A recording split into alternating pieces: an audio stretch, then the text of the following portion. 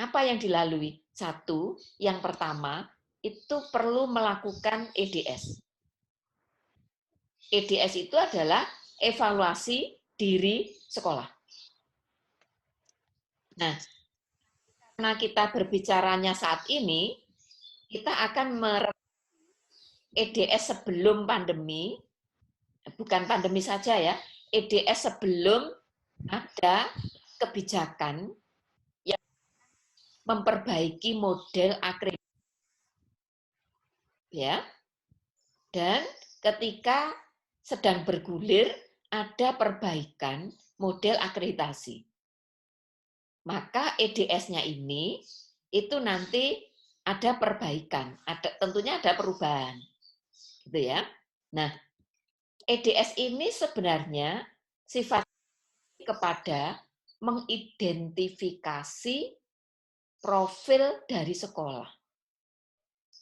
Apa yang diidentifikasi? Identifikasi itu adalah upaya sekolah.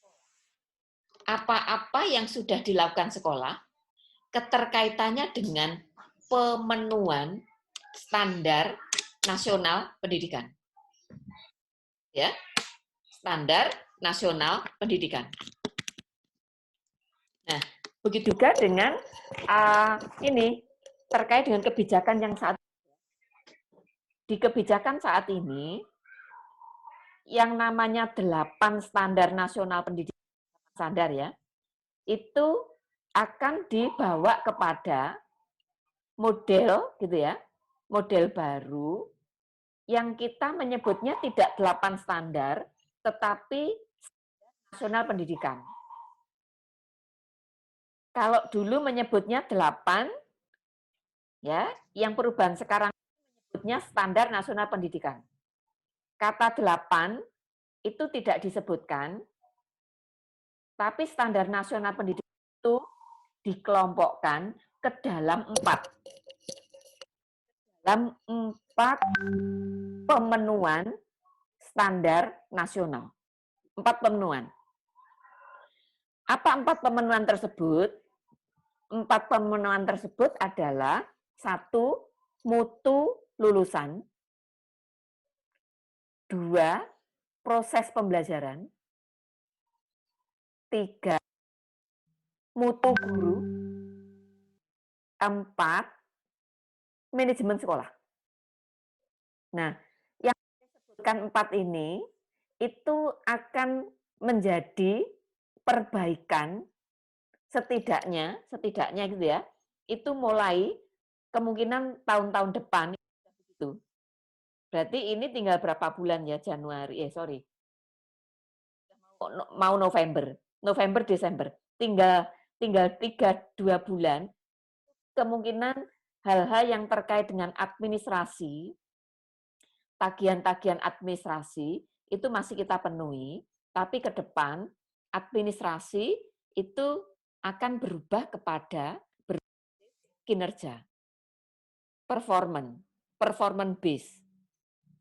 Oleh karenanya, ketika kita membahas RKS, rencana kerja sekolah, nanti arahnya kepada akreditasi sekolah. Besok pagi saya akan membahas khusus, tapi dengan teman lain ya, dengan di Yayasan Dharma Putri. Itu akan membahas khusus akreditasi yang model baru, yang dikenal dengan IASP 2020. Itu ya.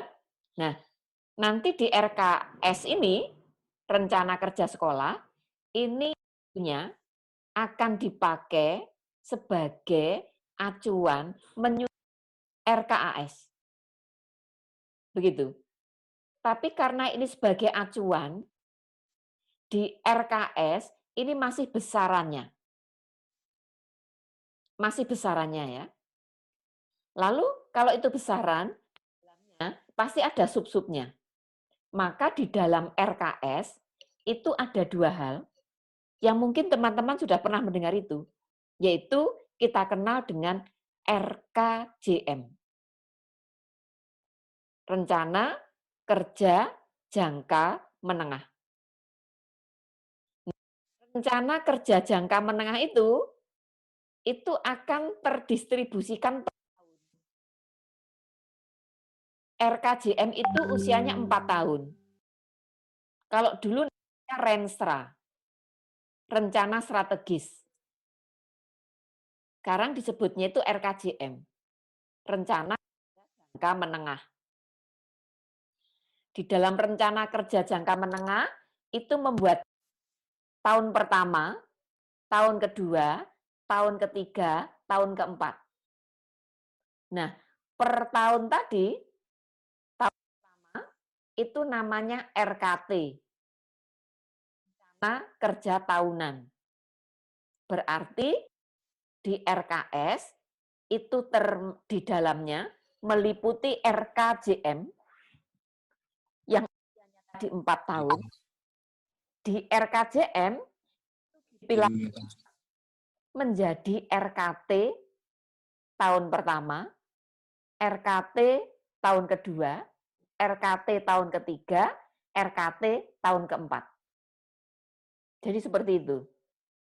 Nah, RKT per tahunnya tadi akan disandingkan dengan dana, dirincikan penganggarannya, itu namanya RKAS. Jadi urutan berpikirnya begitu. Jadi dari RKS, yang di judul sedaringnya tadi RPS, Rencana Pengembangan Sekolah, itu sama dengan RKS, Rencana Kerja Sekolah, terdiri dari RKJM, RKJM-nya itu per tahunnya disebut RKT, RKT-nya dirincikan dananya menjadi RKAS. Nah, agar kegiatan pendanaan terhadap kegiatan per tahun itu terencana dengan baik, maka alangkah bagusnya jika dirancang lewat RKJM tadi. Begitu. Sehingga ketika sekolah itu mengalami pergantian kepala sekolah, maka yang namanya program sekolah itu akan tetap jalan sesuai dengan renstranya, RKJM tadi. Karena kalau tidak ada pakemnya itu, biasanya ganti kepala sekolah, ganti kebijakan. Akhirnya mulai dari nol lagi. Mulai dari nol lagi. Dampaknya program yang sudah dicanangkan bagus misalnya, bisa saja tidak akan bisa jalan karena kepala sekolah yang menggantikan itu berangkat dari nol lagi. Dengan rencana dan keinginannya. Nah ini bagus kalau teman-teman ada yang di sini ada yayasan, jadi teman-teman yayasan itu lebih menertibkan kembali penyusunan RKJM. Jika nanti siapapun kepala sekolahnya, program itu tetap jalan sampai selesai sesuai dengan rencana. Gitu ya. Saya sendiri pernah jadi kepala sekolah Ibu dan Bapak. Kendalanya adalah ketika sebagai kepala sekolah pengganti itu tidak mendapatkan RKJM yang jelas. Karena RKJM yang tidak jelas, akhirnya kepala sekolah pengganti menyusun baru. Gitu ya. Nah, kalau misalnya kepala sekolah pengganti itu lebih jeli, lebih bernuansa kinerja, mutu kinerja, perbaikan kinerja, proyeksi ke depan, itu bagus, itu akan bagus. Tetapi jika tidak, maka bisa saja program yang sudah dirancangkan bagus, itu menjadi tidak bagus. Begitu. Jadi kuncinya ada di RKS ini. Nah, sekarang supaya RKS-nya itu benar-benar bisa sejalan dengan ketentuan-ketentuan yang ada, dengan perkembangan yang ada, dengan kekinian gitu ya, tetapi berproses maksudnya berproses sesuai dengan kebijakan yang berlaku. Misalnya sebut saja tahun pertama pada saat menyebutnya itu RPP, tapi yang jumlahnya berlembar-lembar itu. Tahun kedua ternyata sudah ada perbaikan dari kementerian, ada penyederhanaannya. Berarti di tahun kedua RPP-nya yang dicanangkan sudah berganti menjadi RPP aplikatif, misalnya begitu. Artinya yang ingin saya sampaikan, sekalipun di situ sudah dicanangkan tahun pertama, ketiga, keempat, tetapi yang namanya kebijakan dari perkembangan terkini itu masih memungkinkan bisa dilakukan lewat program tahunan itu. Laptopnya udah ya? Ya, ini masih ada suara masuk, laptopnya udah ya, siapa ini? Ya, mundur-mundur Pak, remnya. Ya. Oke ya. Baik. Saya lanjut lagi. Nah, sekarang supaya RKS-nya itu sesuai dengan kebutuhan real, gitu ya. Sebentar. Datanya tidak mengada-ada, gitu ya. Maka saran saya, dan ini alangkah bagusnya bila diawali dari EDS, evaluasi diri sekolah. Untuk keperluan sekarang ke depan, sampai ke depan, bawalah EDS-nya itu mengikuti kebijakan yang akan dilakukan, walaupun sekarang ini belum ditandatangani. Gitu ya. Yaitu EDS yang indikatornya mengacu kepada instrumen akreditasi yang baru. Yang sekarang ini masih uji coba. Tapi instrumen ini itu kalaupun masih uji coba, berubahnya nggak terlalu banyak. Tapi kebijakan itu yang akan dilakukan modelnya dari akreditasi yang ke depan itu nanti ada kaitan dengan hasil AKM. Kaitannya dengan perbaikan proses pembelajaran. ASP, akreditasinya nanti namanya IASP ya. IASP itu singkatan. Instrumen Akreditasi Satuan Pendidikan. 2020. Itu maksudnya keluarnya tahun 2020. Gitu ya. Kemarin yang saya ceritakan tentang AKM, Assessment Kompetensi Minimal, karakter, survei lingkungan belajar, itu sebenarnya tujuannya untuk umpan balik perbaikan mutu satuan pendidikan. Nanti instrumen dari akreditasi yang baru itu sebenarnya mengukur mutu dari satuan pendidikan. Maka akreditasi yang baru ini nanti itu relevan dengan rencana data-data yang didapat dari AKM. Ya. Dan relevan juga dengan data-data yang diperoleh dari Dapodik. Dan relevan juga dengan data-data yang diperoleh dari PMP. PMP itu pemetaan mutu pendidikan. Begitu ya. Nah, maka akreditasi model ke depan gitu, itu nanti lebih arah ke big data. Di data besar tapi menyatu. Ini didapat ini, gabung ke sini, gabung ke sini, gabung ke sini begitu. Jadi ke depan itu big data, data besar. Satu dengan yang lain itu saling terkait.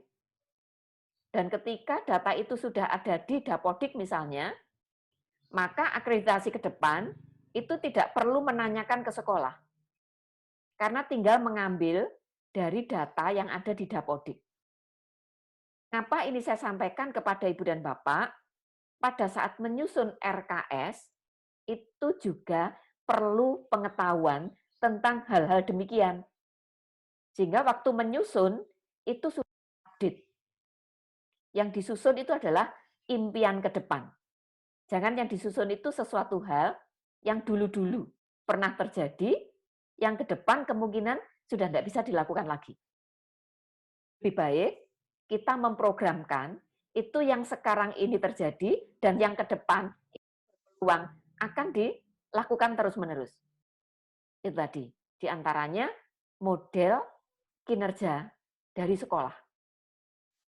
Ke depan yang dibutuhkan itu adalah basisnya itu kinerja, performance base.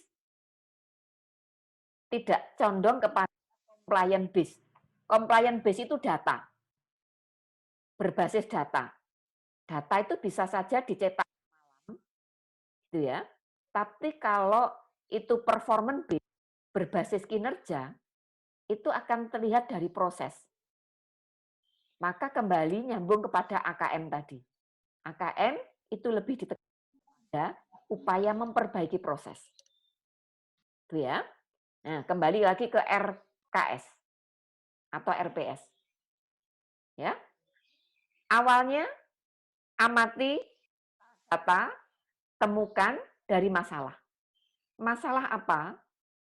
Kalau sebelum ada model akreditasi baru, masalahnya itu diambil dari pemenuhan 8 standar. Yang kita kenal dengan analisis konteks. Itu ya. Dari hasil analisis konteks itu yang dianalisis itu adalah alurnya ya, kondisi ideal dari indikator mutu itu ya, yang ada di PMP disandingkan dengan kondisi real. Akan ketemu kesenjangan. Maka kesenjangan itulah sebenarnya masalah. Nah, dicari akar masalahnya apa, lalu rekomendasinya, dari rekomendasi ini digunakan sebagai materi yang akan menjadi program sekolah. Program sekolah direalisasi menjadi sebuah kegiatan. Kegiatan ini jelas sasarannya apa, anggarannya bagaimana, sumber daya. Nah, inilah sebenarnya RKAS. Begitu sudah ada anggaran, ada sumber daya, ini RKAS. Kalau belum melibatkan anggaran, kalau ini 1 tahun, namanya RKT, Rencana Kerja Tahunan. Tapi kalau ini dirancangkan tahun pertama, tahun kedua, tahun ketiga, tahun keempat, itu namanya RKJM. Menjadi dokumen sekolah, ada berlakunya tahun, misalnya 2020, 21, 22, 23, sampai 2023. Itu tahunnya berlakunya RKJM. Tapi dokumen tadi, itu namanya dokumen RKS atau RPS. Tapi tahun berlakunya di cover itu ditulis tahun berlakunya RKJM. Cara membuatnya nanti. Nah, dokumen-dokumen itu walaupun kita mengarahkan kepada performance base, kepada berbasis kinerja, tapi kinerja itu harus dirancangkan. Perencanaannya dari RKS ini. RKS bagusnya disusun berdasarkan EDS. Ya. Jadi itu alur berpikirnya. Nah, berikutnya mudah-mudahan ini bisa tampil. Saya berikan video sebenarnya. Ya. Ya udah, enggak apa-apa. Belum tampil juga ya. Kalau ini tampil enggak? Belum, masih slide yang tadi. Oh iya, berarti lambat sekali ya. Ya, belum tampil. Nggih. Bu Nenek ngapunten. Nggih. Mungkin itu dikeluarkan dulu share screen-nya baru diganti, nggih. Coba, nggih. Ya, ya Saya ini stop. dikeluarkan dulu, nggih. Saya stop. Baru Oke. Ibu share yang lagi yang video, Nggih. nggih. Matur Nggih, nuwun, nggih. dicoba ya. Nggih. Kalau masih tetap berarti ya memang karena sejak kemarin kok begitu. Oh, nggih. Nggih. Tar.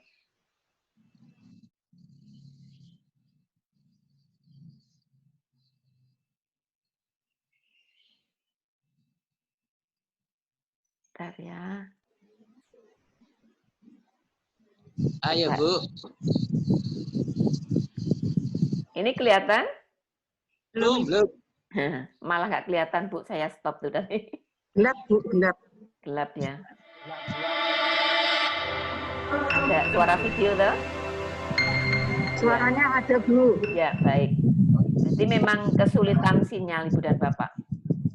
Jadi kesulitan sinyal. Bentar. Bentar, saya ulang. Ini kelihatan enggak?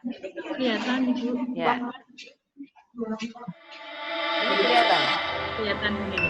Sekarang kelihatan. Kan, Bu. Oke. Iya, kelihatan. Diulang-ulang dari awal. Ya. Jadi saya akan mengulang lagi. Itu ya. Mengulangnya itu dari sini saya tadi sebenarnya. Ini kalau ini bisa kelihatan. Kelihatan. Ya, coba ya. Ini kelihatan. Kelihatan, Bu, besar.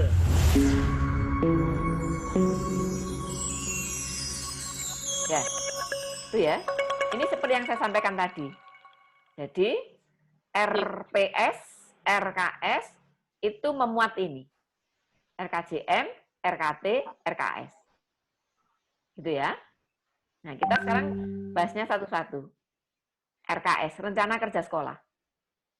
Itu merupakan rencana kerja sekolah, ya, sebuah proses perencanaan atas semua hal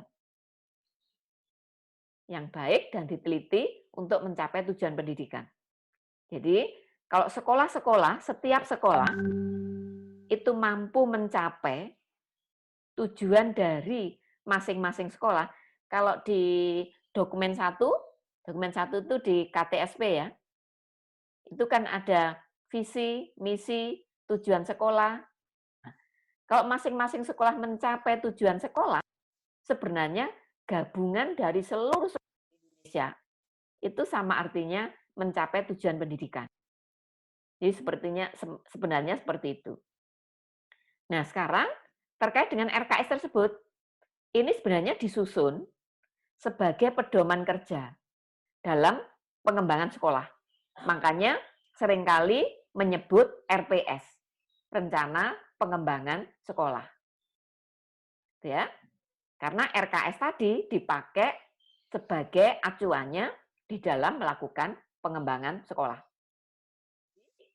Teman-teman tidak usah bingung apa bedanya RKS, RPS, gitu ya. Jadi prinsipnya RPS itu, gitu ya, ini pengembangan sekolah. Nah, acuannya itu disusun menjadi program kerja itu, yang itu disusun dalam bentuk dokumen. Dokumen itu dengan sebutan RKS, Rencana Kerja Sekolah. Nah, tadi saya sebut ada SPMI, Standar Pelayanan Penjaminan Mutu ya, Penjaminan Mutu Internal. Nah, nanti untuk akreditasi ke depan, itu persyaratannya sekolah itu harus SPMI. Ya, jadi harus SPMI. Jadi ada beberapa indikator ya. Indikator di akreditasi nanti ada yang indikator itu sifatnya indikator mutlak, ada indikator itu sifatnya relatif.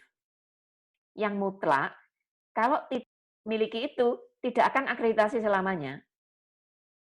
Lalu bagaimana kalau tidak akreditasi? Yang bisa dilakukan akreditasi itu hanya hasil yang diperoleh terakhir itu dan mengajukan perpanjangan. Begitu. Tapi untuk bisa update akreditasi terkini, indikator mutlak itu harus dipenuhi. Gitu ya. Maka mumpung di ruang ini ada teman yayasan, ada kepala sekolah, ya, itu yang namanya indikator mutlak itu dipersiapkan sejauh mungkin, sedini mungkin. Yang dulu di webinar sebelumnya itu pernah di situ terkait dengan STTPL kepala sekolah. Gitu, penguatan. Kemarin sudah saya berikan nomornya LP2KS, mudah-mudahan sudah ada tindak lanjutnya. Itu ya. Kemudian sekolah itu sudah meluluskan minimal 1 kali lulusan, kemudian menggunakan kurikulum 13,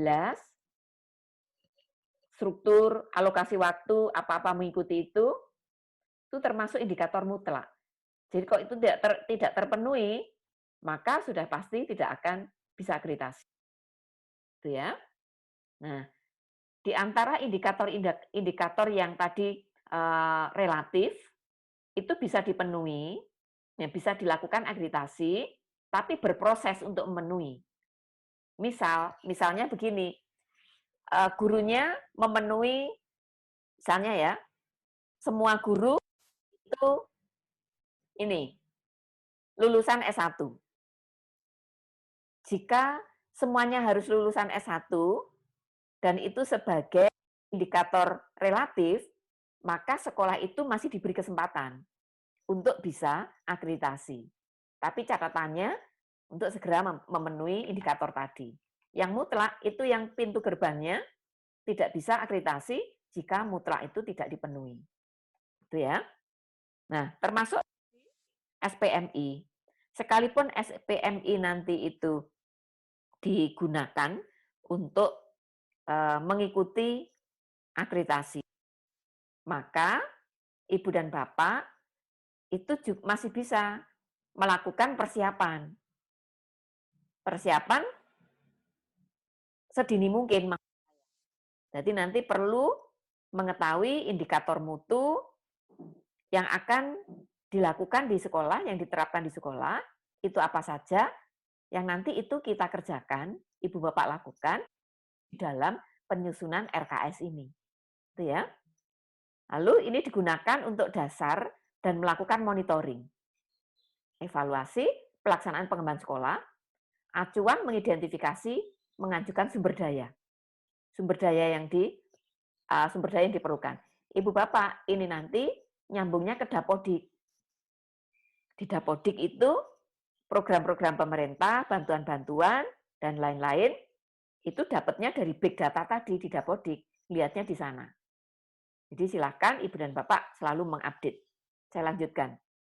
Ya, tadi sudah kelihatan ini RKJM? Kelihatan ya? Nah, tadi Kelihatan Ibu. Sudah saya sampaikan di RKS tadi, itu memuat di dalamnya itu ada RKJM. Itu yang menggambarkan tujuan yang akan dicapai selama 4 tahun. Nah, tahunan ini, tahun pertama, kedua, ketiga, 4, itulah yang dikenal dengan RKT. Ya, ini dinyatakan dalam rencana kegiatan anggaran sekolah, itu ketika ada dana. Sudah ada disandingkan dengan rincian dana, jadi gini maksud saya. Kalau masih berupa program tahunan, ini RKT. Tapi kalau sudah per anggaran, RKT itu merupakan RKS. Ya, ini dipakai untuk mencapai RKJM tahun pertama, kedua, ketiga, keempat. Begitu. Oke ya.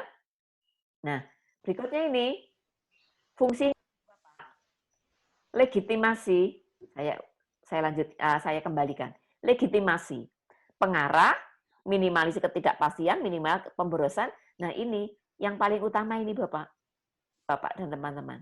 Ini penetapan standar kualitas. Nah, makanya di RKJM itu ada penetapan capaian-capaian apa yang akan dicapai oleh masing-masing sekolah. Berangkatnya itu dari EDS, evaluasi diri sekolah. Nanti saya tunjukkan salah satu model contoh EDS itu, tapi rinciannya nanti kalau teman-teman menyusun, itu saran saya ngambilnya dari indikator instrumen akreditasi yang model baru, yang dikenal IASP 2020. Nah, ini prosedur penyusunannya. Tadi sudah saya sampaikan di awal, ini diulang lagi saja. Dari EDS, evaluasi diri sekolah, ini nanti akan ketemu kekurangan atau masalah dari masing-masing standar. Kalau itu menggunakan kata 8 standar. Tapi kok nanti rincian itu ke depan, yang menuju kepada model akreditasi baru, maka nanti akan ketemu masalahnya itu pada masing-masing kelompok yang pertama terkait dengan mutu lulusan. Yang kedua tadi proses pembelajaran. Yang ketiga mutu guru. Yang keempat manajemen sekolah. Begitu. Tapi bila 4 hal tadi kita telaah lebih dalam, sebenarnya isinya 8 standar. Tapi lebih diarahkan kepada performance base-nya. Diarahkan kepada berbasis kinerjanya. Gitu ya. Nah, contoh misalnya, proses pembelajaran. Di kelompok yang kedua tadi, proses pembelajaran. Proses pembelajaran itu tidak terlepas dari standar isi, standar proses, standar penilaian, begitu. Maka tidak disebut pada tiga standar-standar tadi, tapi langsung dikelompokkan kepada proses pembelajaran. Begitu juga dengan mutu guru. Mutu guru itu sebenarnya standar tendik itu. Ya. Tapi kembali lagi saya sampaikan di IASP ini sedang uji coba, itu diarahkan kepada performanya. Ini berbasis kinerja. Nah, dari kekurangan-kekurangan, ya, dari permasalahan, adanya kesenjangan sebenarnya masalah, ada rekomendasi, rekomendasi akan dipilih skala. Nah, itulah skala prioritas itu yang dipakai untuk melaksanakan atau penyusunan RKS, gitu ya. Yang tadi saya sebutkan ada 4 tadi, ada mutu lulusan, ada proses pembelajaran, ada mutu guru, ada manajemen sekolah. Yang keempatnya itu sebenarnya dipakai sebagai indikator mutu sekolah. Jadi, setelah alur berpikir ini disusun, menjadi sebuah acuannya ini dipakai untuk proses kerja bermutu di masing-masing sekolah. Maka, kalau alur ini bisa dijalankan dengan baik, gitu ya, maka proses yang terjadi di sekolah, apa itu namanya, manajemen sekolah, itu akan berdampak kepada terwujudnya sekolah efektif. Jadi nanti akan ada keruntutan berpikir yang jelas, mulai dari menerima siswa, input, raw input, proses, berikutnya output, kemudian outcome sampai benefit, itu akan bisa dilakukan. Nah, apa yang saya sampaikan ini tadi, sebagai sekolah, itulah yang nanti dilakukan survei lingkungan belajar pada saat bersamaan dengan AKM. Begitu. Jadi sekali lagi, perbaiki mutu layanan di sekolah, itu tidak usah drilling AKM, drilling survei karakter, drilling lingkungan belajar, tapi perbaiki. Karena itu akan menjadi sasaran perbaikan hasil AN. AN itu asesmen nasional. Isinya 3 hal. Survei karakter, lingkungan belajar. Oke ya. Lanjutkan. Nah, bisa dilihat ini? Saya, Bu ya? Nah, Bu. Oke ya. Tadi di awal saya menyebutkan begini, sebelum ada ini penyebutan EDS gitu ya. Ada penyebutan lagi, yaitu analisis konteks. Gitu ya. Di analisis konteks, esensinya sebenarnya sama. Melihat indikator mutu disandingkan dengan kondisi ideal, ketemu masalah, yaitu kesenjangan tadi. Lalu dari kesenjangan masalah, dilakukan tindak lanjut, berupa rekomendasi. Rekomendasi digunakan sebagai dasar penyusunan RKS. Nah, ketika kita berbicara terkait dengan potensi, gitu ya, terkait dengan potensi yang ada di sekolah, bukan EDS, maka tidak terlepas dari analisis lingkungan juga. Maka lakukan kondisi saat ini dengan kondisi yang diharapkan. Ini di Ibu dan Bapak seperti apa? Nanti maksud saya begini, kalau Ibu dan Bapak itu menganalisis lingkungan, itu menggunakan acuan kini, masa depan, maka kan IASP 2020. Tapi kalau Ibu dan Bapak menganalisis lingkungan yang lalu dengan saat ini yang belum berlaku, maka Ibu dan Bapak masih menggunakan instrumen akreditasi lama yang itu tidak dilakukan lagi. Jadi kalau saya pikir lebih baik, lebih untung, itu yang akan dilakukan ke depan. Jadi IASP 2020 maksudnya. Nah, dari situ nanti, ini yang sudah saya sampaikan tadi, dipakai untuk menyusun RKJM, RKT, lalu dilaksanakan, dimonitoring, saya ulang, di RKT ini, yang ini ada pendanaannya, dikenal dengan RKAS. Gitu ya.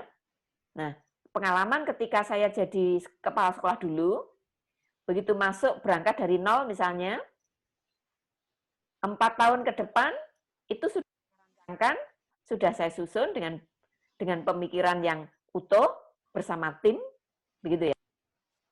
Tapi bagian-bagian yang paling sulit, gitu ya, paling berat, itu saya lakukan di awal-awal. Apa antara lain yang paling berat? Yang paling berat itu ketika butuh dana besar. Begitu. Dana besar, misalnya sekolahnya itu infrastruktur kurang banyak. Itu sulit, tidak punya dana, sementara infrastruktur harus terpenuhi. Itu yang saya katakan. Maka waktu saya merancangkan itu, yang terkait infrastruktur, saya selesaikan dulu. Di tahun pertama, kedua, begitu. Tentu dibaringi dengan yang lain. Infrastruktur itu kalau nanti di IASP 2020, itu masuk di manajemen sekolah. Gitu. Nah, saya sambil berjalannya waktu, nanti kok hal-hal yang butuh dana itu sudah terpenuhi, gitu ya. Kita sambil sudah enteng gitu ya, sudah ringan, proses menuju perbaikan mutu terus-menerus. Ya. Sehingga pada tahun keempat itu infrastruktur terpenuhi, karena semakin hari mencari uang itu semakin sulit, pengalaman yang saya lakukan. Gitu ya. Semakin tahun tuh semakin sulit mencari uang.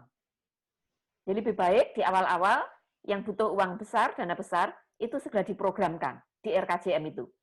Tahun pertama, infrastruktur. Kedua, infrastruktur. 3, 4, itu kepada proses. Gitu ya. Artinya bukan berarti tahun pertama hanya infrastruktur saja, perbaikan mutu tidak dilakukan, tidak demikian, tapi penganggaran utama itu dilakukan di sana. Sehingga pada saat itu sudah terpenuhi semua, guru-guru sudah terpenuhi segala kebutuhan yang ada di sekolah, berprosesnya memanfaatkan infrastruktur untuk peningkatan mutu SDM, itu akan terdukung karena sudah lengkap. Itu sekedar sharing Ibu dan Bapak. Yang saya lakukan 4 tahun ketika jadi kepala sekolah. Ya. Nah, jadi seperti itu gambarannya nanti. Ini tadi gambaran ini, kalau mau berpikir yang dulu ya, ini berpikir yang dulu. Kelihatan ya, mudah-mudahan kelihatan. Tadi kecil. Kelihatan ya. Kalau mau berpikir yang dulu, ini ada namanya analisis konteks. Gitu ya. Sekalipun saya menyebutkan berpikir yang dulu, ini masih ada peraturannya yang belum dihapus. Yaitu ketika Ibu dan Bapak nanti membaca di standar pengelolaan. Itu ya. Standar pengelolaan. Permendikbud 19/2007, standar pengelolaan. Itu menyebut di sana analisis konteks. Apa yang dianalisis? Yang dianalisis adalah pemenuhan 8 standar. Itu ya. Pemenuhan 8 standar. Nah, analisis konteksnya ini, itu yang dianalisis internal dan eksternal. Yang internal tentunya bagaimana KL, SI, proses penilaian, Tendik, Sarpras, pembiayaan. Lalu keseluruhan ini itu merupakan standar pengelolaan. Ditambah dengan analisis lingkungan, di analisis SWOT maksudnya, strength, weakness-nya, opportunity-nya apa, gitu ya. Jadi kekuatannya, kelemahannya apa, potensinya apa, gitu ya. Itu merupakan SWOT-nya terhadap lingkungan. Ya. Nah, inilah keseluruhan tadi merupakan manajemen sekolah atau standar pengelolaan. Nah, itu yang ditanyakan di survei lingkungan belajar. Yang bareng dengan AKM nanti. Itu ya. Nah, dari keseluruhan berpikir ini tadi dipakai untuk menyusun strategi perencanaan yang diawali dengan menyusun visi, misi, dan gitu ya. Analisis kesenjangan, kemudian strateginya itu dipakai dasar menyusun rencana kerja sekolah. Terdiri dari RKJM, ada tahun-tahun, ada 4 ya, RKJM tahun pertama, kedua, ketiga, keempat, masing-masing ada pendanaannya, jadilah RKAS, lalu diimplementasikan, dimonitoring, ini terus-menerus dipakai untuk penyelenggaraan secara bersiklus. Nah, ini idealnya Ibu dan Bapak. Idealnya jadi kepala sekolah, kalau ini benar dijalankan, ini berat.